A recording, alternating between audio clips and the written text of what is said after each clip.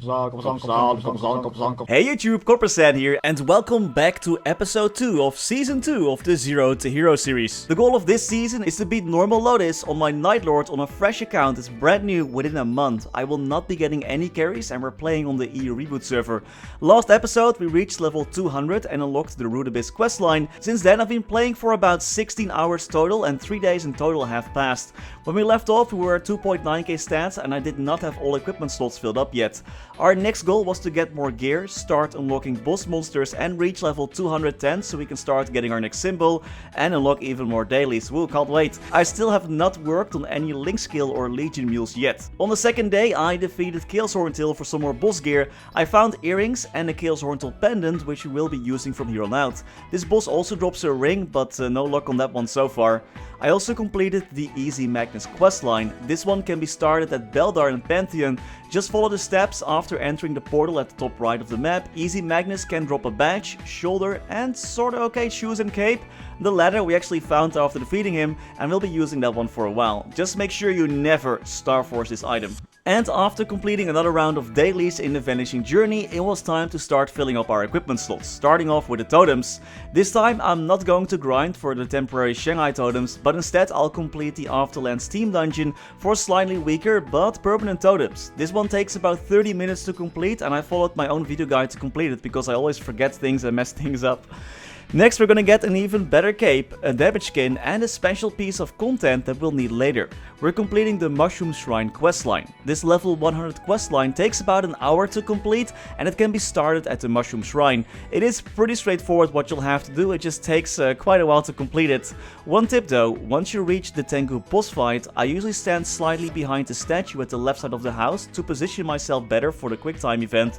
Whenever you see an S appear above your head, make sure to press spacebar or any other button that you assigned your NPC chat harvest key to. Once you complete this questline, you'll get the Wings of Fate cape. This cape has even better stats than the one we were already using, so we're just gonna use this one. Also, if you don't like the bonus stats on this cape, you can just drop it and request a new one from Tengu. Completing this content will also unlock the Threads of Fate UI. I'll be working on this to unlock some additional things. You can for example get a ton of oils needed to craft certain mess or obtain increased potions, but we're using this content to level up our friendship with Takano so we can get a special skill that also works as an invincibility frame. We're going to talk to her every day and give her a ton of things to increase her closeness, and we'll talk to Tengu every day as well. I also drove snails and shrooms into extinction for their familiar cards. We're using those to unlock our very first familiar badge. Once you get the badge, complete the questline by talking to Roro at the left side of the screen, and now we can equip 2 familiars at the same time. This won't be super useful yet, but it's pretty important in a few days when we plan to take on those Chaos Root Abyss bosses. Next up, we're continuing our grind to level 210. I reached level 205 by completing dailies, Monster Park and that amazing event Gemini Match. Get about half a level a day from this event at this point, it's pretty broken. This one can be accessed in the event map. I also grinded a little bit at Western Cave Path 2 just to reach level 205. When leveling, make sure to level up the node slot that contains Holy Symbol. I also found a somewhat okay boost node. I got so many nodes and I still did not find the one that I wanted. We need one with Quad Star, Showdown and Assassin's Mark, but no luck on that combination so far. We have so many nodes anyway that I just chose to upgrade this one to at least boost our damage a little bit when we're grinding. And also after I defeated Normal Vellum, this NPC popped up with a store and we're able to buy a potential scroll here. That's also pretty useful. After completing the questline in Reverse City, we reached level 206, and I wanted to get some more messos and reward points, so I completed the Temple of Time questline so we could start fighting Pink Bean. But in classic MapleStory fashion, we also did not get a single boss item drop from this boss either. Good stuff. I also completed the Lion King Castle questline to unlock the Von Leon boss. We had to defeat the easy version of this boss to complete the questline, so no particular drops from this boss yet. Jumping in here real quick, I actually forgot to mention one thing. I also started working on my monster collection. I collected at least 1 row of monsters, and you can send those away on expeditions. Once the monsters return, you'll get reward points, cubes, spell traces, you name it. It's actually very powerful and very easy to use. Just collect some monsters by hunting them. I went for this row because it was pretty easy, but of course you can collect whatever you like, and the longer you set monsters away, the better rewards you'll get. Also, after another round of dailies, we hit level 6 on our symbol, and I got some EXP node stones from the Explorer Redux New Journey event. but I'll save those for when I finally find the perfect boost node. I'm not boosting Holy Symbol this time around. You know, we're level 206, we almost got 4k stats and 75% IAD with our familiar out and event buff. I also got the boss buff damage from the home system, so I think it's time for our very first weekly boss takedown, Easy Sickness. This is 3 days into the progression so far. To prepare for this fight, I switched around my hyperstats to boss damage and IAD. I just used the second hyperstat preset for this, and I changed my passive hyper skill so Frailty Curse will work on boss monsters and reduces boss monsters defense even more. And I got the Erda Nova bind and the 5th up skill Shadow Walker slotted in. Nightwalker bossing sure is quite different than Paladin and Shade bossing, I can tell you that. You can check the full fight over at the clip channel if you want to. But after 3 attempts we did manage to take her down.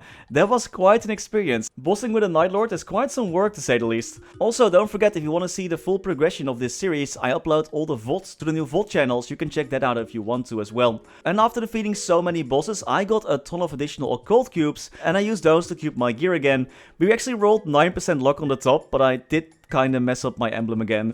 I was a bit too greedy there, and now I have the rubbish stats on that. We continue to grind to level 210 in Reverse City. Make sure to go into any portal that you get and defeat elite monsters and elite bosses that you encounter. You can get so many cubes and messages from those, it's quite amazing. It will help you a lot early on. I even found an epic potential scroll from one of them. Also, I finally got my inner ability up to legendary and rolled 19% boss damage. I'm saving honor EXP for now and then I'll go for 20% boss damage later. If you don't like grinding at T-Boy's Research Train 1, that's where I stayed for most of my time, I also trained a bit at Arma's hideout.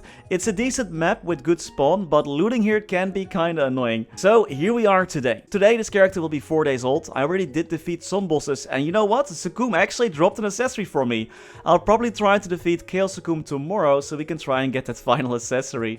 Chaos Horntail also was super kind to me and actually dropped an epic ring. Sweet! Cube that a few times to get even more stats. I will still need to do the Choo Choo introduction questline though, but I first wanted to just make this video. So here we are right now. Got new totems, we got a new ring, including the burning ring that we got from the burning event for reaching level 210.